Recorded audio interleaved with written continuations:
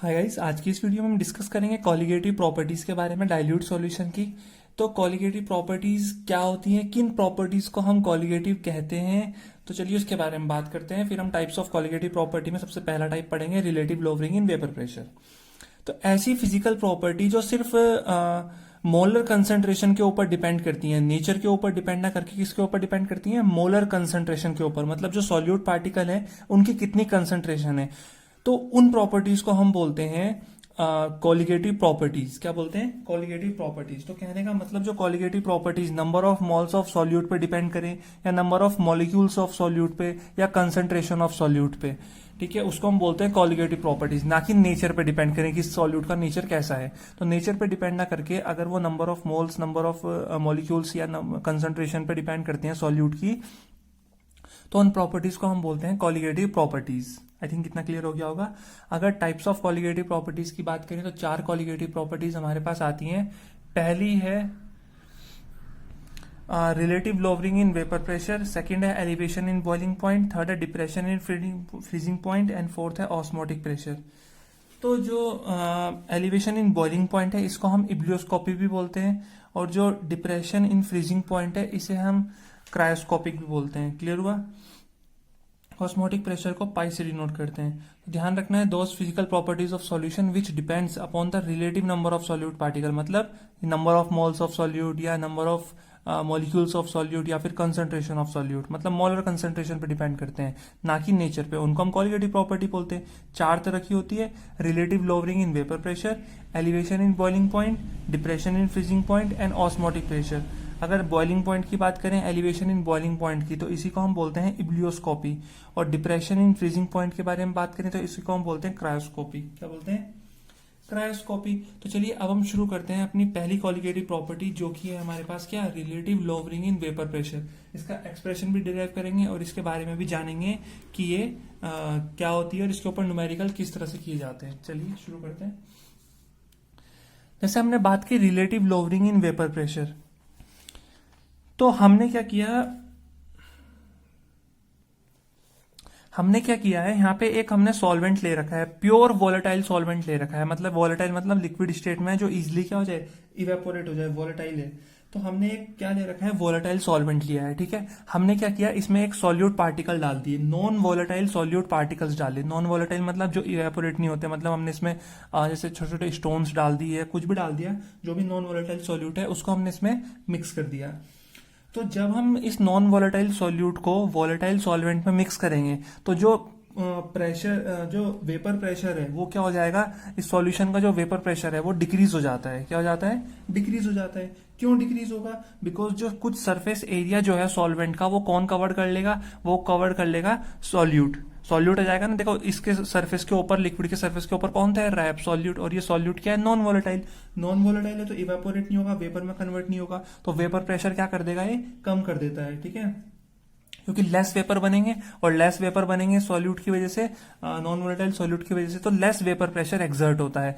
तो इसलिए देखा क्या जाता है कि जब सॉल्यूट था, सिर्फ सॉल्वेंट था, वोलेटाइल सॉल्वेंट, तो वेपर प्रेशर ज्यादा था। और जब हमने उसमें नॉन वोलेटाइल सॉल्यूट मिक्स किया, ठीक है, तो उसने क्या किया, सॉल्वेंट का कुछ पोर्शन, ऊपर वाला पोर्शन, सरफेस एरिया कवर किया, जिसकी वजह से कम वेपर बने, वेपर प्रेशर कम हो गया। तो कहने का मतलब जो वेपर प्रेशर है उसमें कमी आ गई, तो हम उसे बोलते हैं लोवरिंग इन वेपर प्रेशर। क्या बोलते हैं? Lowering in vapour pressure, vapour pressure में कमी आ जाना। क्लियर हुआ? तो एक सिंपल सी बात है, बात क्या है कि इनिशियल प्रेशर क्या था सॉल्वेंट का इनिशियल प्रेशर था पी नोट। कितना था? P note. ठीक है, पी नोट था, यहाँ ऊपर लिख देते हैं पी नोट। अब क्या हुआ, जब हमने इसमें सॉल्यूट डाला तो अब जो टोटल प्रेशर हो गया वो क्या हो गया, पीएस हो गया, मतलब सॉल्यूशन का प्रेशर। तो पी नोट क्या था, इनिशियल वेपर प्रेशर क्या था, सॉल्वेंट का ज्यादा था, और सॉल्यूशन का वेपर प्रेशर क्या है, कम है। तो पी नोट माइनस पीएस को ही हम बोलते हैं लोवरिंग इन वेपर प्रेशर। क्या बोलेंगे? Lowering in vapour pressure. क्यों बोला लोवरिंग इन वेपर प्रेशर? क्योंकि उस सॉल्यूट को डालते ही वेपर प्रेशर क्या हो गया, कम हो गया। मतलब पी नोट की वैल्यू ज्यादा थी और पीएस की वैल्यू अब कम होगी क्योंकि सॉल्यूट आ गया। तो इसमें जो गैप आया है उसी को हम बोलते हैं लोवरिंग इन वेपर प्रेशर। क्या बोलते हैं? Lowering in vapour pressure.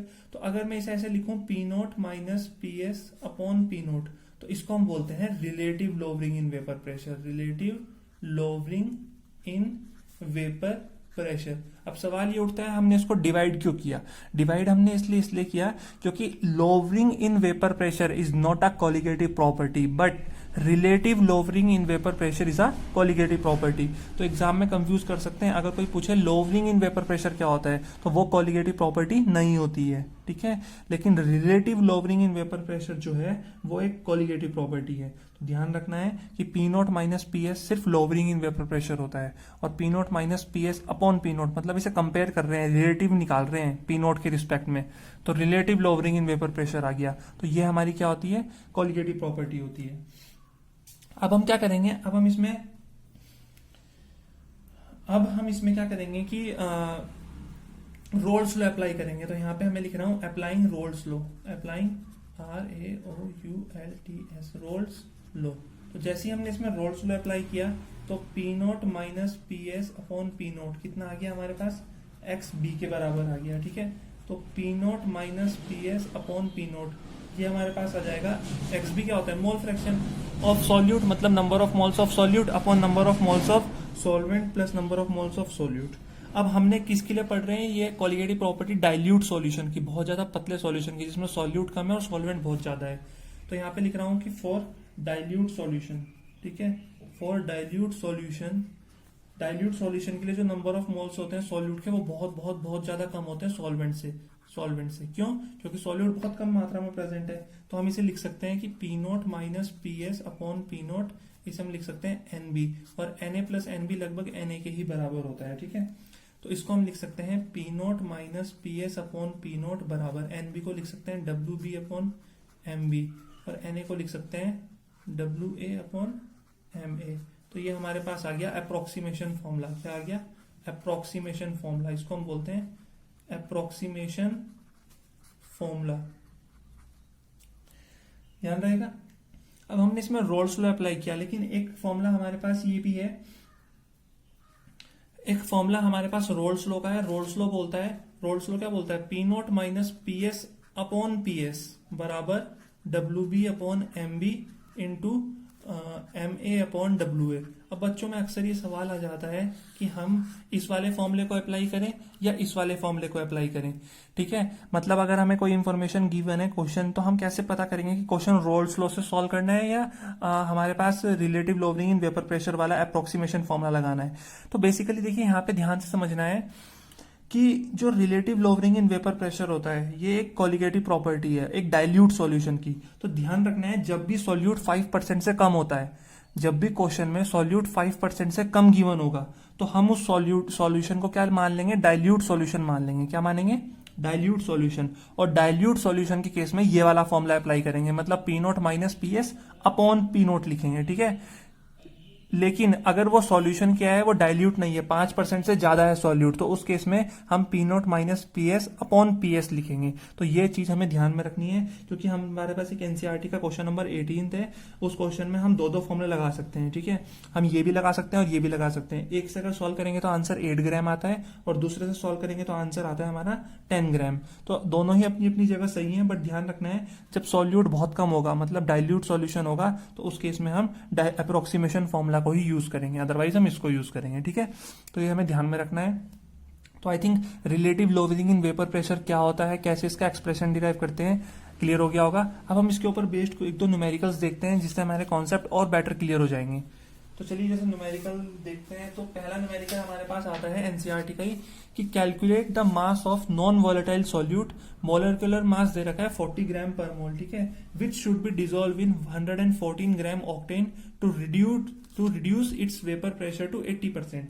Vapour pressure को 80% तक रिड्यूस कर रहे हैं। देखो रिड्यूस बाय का मतलब क्या होता है, रिड्यूस बाय 80% और रिड्यूस टू 80%, ये टू और बाय का बहुत बड़ा खेल है।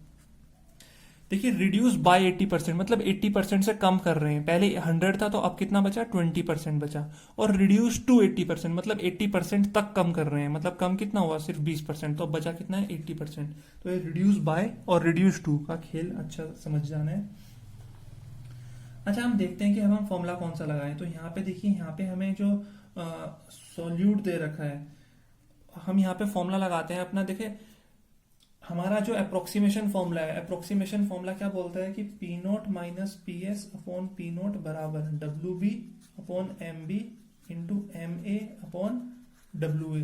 तो पी नोट कितना है, इनिशियल प्रेशर कितना है, हम उसने बोला प्रेशर जो है वो रिड्यूस हो गया 80% तक, तो इनिशियल कितना रहा होगा 100। अब जब उसमें सॉल्यूट ऐड हुआ है, नॉन वोलेटाइल सॉल्यूट, तो उसका प्रेशर घट के किस पे आ गया, 80 पे आ गया। रिड्यूस 2 लिखा है और इनिशियल कितना था 100। समझ में आ रहा है, इनिशियल कितना था 100।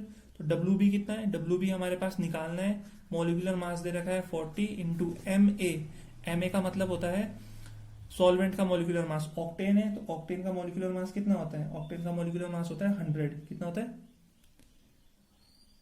सॉरी इसका वेट गिवन है 114। ऑक्टेन का मतलब C8H18 114 होता है, ठीक है। मॉलिक्यूलर मास कितना होता है 114। और ये भी हमें इसका मॉलिक्यूलर वेट भी 114 होता है और गिवन मास भी कितना है 114। तो इससे कैंसिल हो जाएगा, तो ये जाएगा 20/100 बराबर WB/40। तो WB आ जाएगा हमारे पास 8 ग्राम। क्लियर हुआ। तो देखो सॉल्वेंट कितना अवेलेबल है 114 ग्राम और ये कितना अवेलेबल है 8 ग्राम, तो कम है ये अवेलेबल। तो हमने यहाँ पे अप्रोक्सीमेशन फॉर्मूला लगाया है, लेकिन हम इसको क्या कर सकते हैं, हम इसको रोल्स लॉ के फॉर्मूले से भी सॉल्व कर सकते हैं। मतलब P note minus P S upon P S बराबर W B upon M B into M A upon W A, इससे भी हम इसको सॉल्व कर सकते हैं रोल्स लॉ से। तो ये है हमारे पास 100 माइनस 80 अपॉन 80 बराबर डब्ल्यू बी अपॉन 40 इंटू 114 इससे कैंसिल हुआ। तो डब्ल्यू बी आ गया हमारे पास 20 इंटू 40 अपॉन 8, तो ये आ गया 10 ग्राम। तो तब आएगा 10 ग्राम वेट, ठीक है। तो ये ध्यान रखना है। तो यहाँ पे हम देखें गलत किसी को नहीं बोल सकते, दोनों फॉर्मूले सही हैं, बट यहाँ पे अगर सॉल्यूट जो है वो 5% से कम होता तो हम किसको लगाते, हम फॉर श्योर है कि अप्रोक्सीमेशन फॉर्मूला लगाते हैं, क्योंकि हम डाइल्यूट मान लेते हैं। लेकिन 5% तक ही है ये, लगभग 8 ग्राम कितना होता है 114 का 8 ग्राम कितना होता है 5% के आसपास ही आएगा 6-7 के, और ये 10 ग्राम भी उसी के आसपास आएगा। तो सॉल्यूट बहुत कम है, तो यहाँ पे कंफ्यूजन रहती है कि कौन सा फॉर्मूला हम लगाएं। तो दोनों ही फॉर्मूले यहाँ पे सही साबित होंगे, चाहे हम इस वाले फॉर्मूले से करें चाहे हम इस वाले से करें, दोनों सही है हमारे पास फॉर्मूले। क्लियर हुआ। अब हम नेक्स्ट पे चलते हैं कि calculate the molar lowering of vapour pressure for H2O at 100 degree Celsius. देखिए क्वेश्चन काफी इंपॉर्टेंट है, क्वेश्चन में सब चीज पूछ लिया है। मोलर लोवरिंग, मोलर लोवरिंग का मतलब होता है P note minus P S की वैल्यू पूछ रहा है। क्या पूछ रहा है, P note minus P S पूछ रहा है लोवरिंग के बारे में, और इंफॉर्मेशन सब गिवन है for H2O at 100 degree Celsius. तो हमें सब चीज अपने आप बनानी पड़ेगी, ठीक है। सब चीज हमें क्या करना पड़ेगा, अपने आप ही बनाना पड़ेगा। तो जैसा कि हमने रोल्स लॉ पढ़ा था, रोल्स लॉ में हमने पढ़ा था क्या,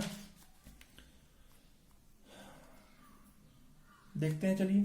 सबसे पहले H2O है, तो H2O का बॉइलिंग पॉइंट कितना होता है 100 डिग्री सेल्सियस, ये तो हमें पता है, ठीक है। तो 100 डिग्री सेल्सियस पे जो प्रेशर होता है H2O का वो कितना होता है 1 atm, मतलब 760 mm ऑफ Hg।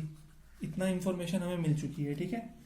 अच्छा बोल रखा है मोलर, मोलर का मतलब 1 मोल, मोलैरिटी कितनी है 1 है। 1 मोलैरिटी का मतलब होता है कि 1 mole of solute, 1 mole of solute present in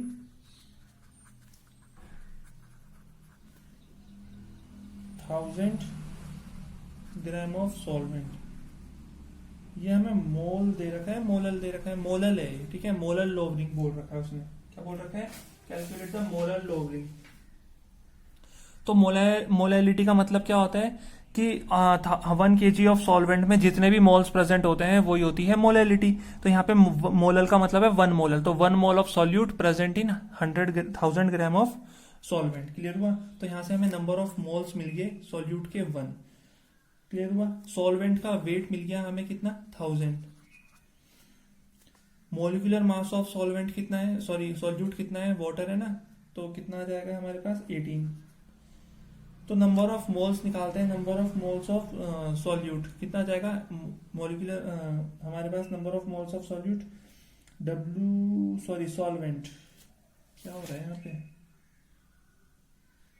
solute के नंबर ऑफ मोल्स तो हमें पता है 1 है। सॉल्वेंट की अगर बात करें तो सॉल्वेंट का molecular number of moles, solvent का मास अपॉन सॉल्वेंट का मोलर मास। सॉल्वेंट का मास कितना है 1000 और सॉल्वेंट का मॉलिक्यूलर मास कितना है 18 का, वाटर का 18, तो ये आ जाएगा 55.55। तो ये आ गया हमारा number of moles of solvent, clear हुआ। सॉल्यूट तो हमने निकाल दिया, 1 मोल प्रेजेंट है सॉल्यूट के। सॉल्वेंट के लिए हमने वेट ऑफ सॉल्वेंट और मोलिकुलर मास ऑफ सॉल्वेंट हमें पता है H2O का 18 होता है, ये निकाला। अब हम इतनी मेहनत कर क्यों रहे हैं? हम इतनी मेहनत इसलिए कर रहे हैं बिकॉज हमने relative lowering in vapour pressure में पढ़ा था कि जो P note minus P S upon P not की वैल्यू होती है वो किसके बराबर होती है? एक्स बी के बराबर होती है। तो हमने वही लिखा कि भैया P note minus P S upon P not की वैल्यू एक्स बी के बराबर होती है। तो हमने बोला P note minus P S की वैल्यू किसके बराबर हो जाएगी? X B into P not, और एक्स बी को हम बोल सकते हैं N B upon N A plus N B into P not. तो यहां से आ जाएगा P note minus P S बराबर एन बी कितना है 1 अपॉन एन ए कितना है 55.55 और एन बी कितना है 1 इंटू पी नोट कितना है हमारे पास? पी नोट है हमारे पास कितना 760 हमने निकाला 760 mm of H G mm। तो इसको जब हम सॉल्व करेंगे तो ये जाएगा 1 अपॉन 56.55 इंटू 760। तो जब हम इसको सॉल्व करेंगे तो इसको हम सॉल्व कर सकते हैं, ठीक है। क्या है 760? तो 760 डिवाइड बाय किससे करना है 56.55 तो ये हमारे पास आ जाएगा 13.43 mm ऑफ एच जी, 13.344 भी लिख सकते हैं। तो इतना कम हो जाएगा वेपर प्रेशर, ठीक है। जब हम उसको बॉईल करेंगे तो इतना वेपर प्रेशर में कमी आएगी 100 डिग्री सेल्सियस पे। तो आई थिंक क्लियर हो जाना चाहिए किस तरह से हम न्यूमेरिकल करेंगे रोल्स लॉ के ऊपर एंड ये जो relative lowering in vapour pressure है इसके ऊपर हम किस तरह से न्यूमेरिकल करते हैं। तो आई होप आपको relative lowering in vapour pressure का जो कॉन्सेप्ट है वो समझ में आ गया होगा। कॉलिगेटिव प्रॉपर्टीज क्या होती हैं समझ में आ गया होगा। हमने बात करी थी कि कॉलिगेटिव प्रॉपर्टीज ऐसी प्रॉपर्टीज होती हैं जो मोलर कंसेंट्रेशन पे डिपेंड करती हैं, मतलब सॉल्यूट पार्टिकल्स पे डिपेंड करती हैं, लेकिन उनके नेचर पे डिपेंड नहीं करती हैं। तो उनको हम बोलते हैं कॉलिगेटिव प्रॉपर्टी। और यहाँ पे ध्यान रखना है relative lowering is in vapor pressure is a colligative property, but lowering in vapor pressure is not a colligative property. Okay.